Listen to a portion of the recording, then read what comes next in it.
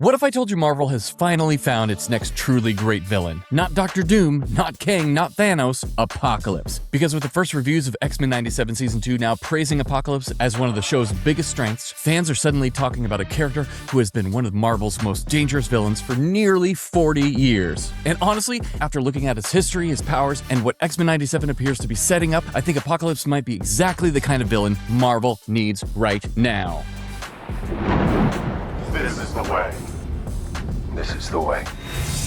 Welcome to Fatherly Fandom. I'm your host, Chris, and if you love Marvel breakdowns, deep dives, comic history, Easter eggs, and all things nerdy, you're absolutely in the right place. So hit that subscribe button. And don't forget to click that bell icon too, because YouTube loves turning off notifications by default. That way you'll never miss future videos, live streams, reviews, and discussions right here on the channel. Now, let's talk about Apocalypse. For casual fans, Apocalypse might seem like just another powerful mutant, but in reality, he's one of the oldest and most influential villains in Marvel history. Apocalypse first appeared in X-Factor number 5 in 1986, created by legendary writer Louise Simonson and artist Jackson Guise. The idea was simple: create a villain unlike anything the X-Men had faced before. Someone ancient, someone terrifying, someone who viewed humanity and mutants through an entirely different lens. And that's exactly what they got. Over the decades, Apocalypse has become one of the defining villains of the X-Men mythos, standing alongside Magneto, Mr. Sinister, and the Sentinels as one of mutant kind's greatest threats. Thousands of years before the modern X-Men existed, a mutant named En Sabah Nur was born in ancient Egypt. His name literally translates to the first one. Abandoned as an infant because of his unusual appearance, En Sabah Nur grew up in a harsh and unforgiving world. From a young age, he embraced a brutal philosophy: only the strong deserve to survive. Over the centuries, that belief evolved into what would become Apocalypse's entire worldview: survival of the fittest. On a global scale, to Apocalypse, conflict isn't evil. It's necessary. War creates strength.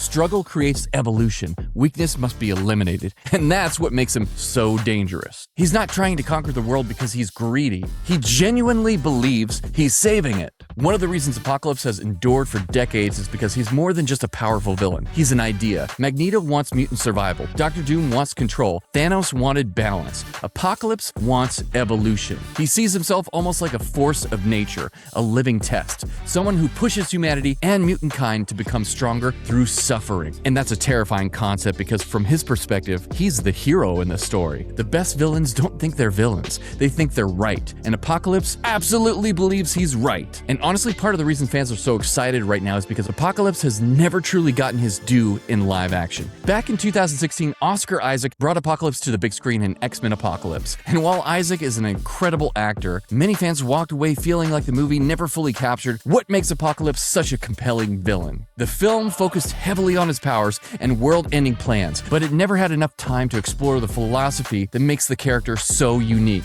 This is a villain who has spent thousands of years shaping history, a villain who genuinely believes struggle creates strength, a villain whose ideology directly challenges everything the X-Men stand for. That's a fascinating concept.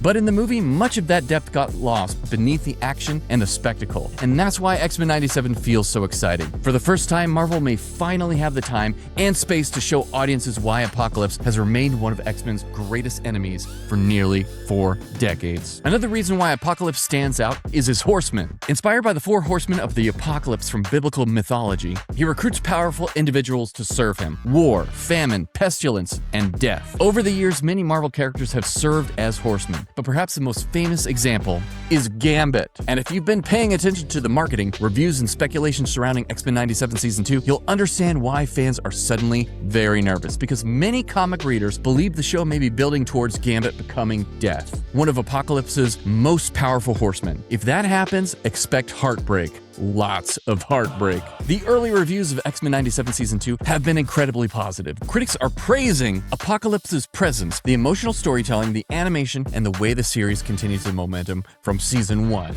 And honestly, that makes me really excited, because for years Apocalypse has been viewed as a villain with enormous potential that adaptations haven't always fully captured. But animation gives Marvel something unique: time, room to breathe, the ability to explore his philosophy, his history, and the emotional consequences of his actions. actions. And if X-Men 97 gets Apocalypse right, we may finally see why comic readers have considered him one of Marvel's greatest villains for decades. And here's why this matters beyond X-Men 97. The MCU is eventually going to introduce the X-Men. When that happens, Marvel will need villains who can stand alongside Loki, Thanos, and Doctor Doom. Apocalypse has the power, the history, the mythology, and most importantly, the depth. He's not just another world-ending threat, he's a challenge to everything the X-Men believe in. And those are often the most memorable villains of all. If Marvel learns lessons from X-Men 97, Apocalypse could eventually become one of MCU's defining villains. But what do you think? Is Apocalypse one of Marvel's greatest villains? Do you think X-Men 97 Season 2 will finally do the character justice? And would you like to see Apocalypse eventually appear in the MCU? Let me know down in the comments, and if you enjoyed this video, make sure that you leave a like, subscribe to the channel, and share it with a fellow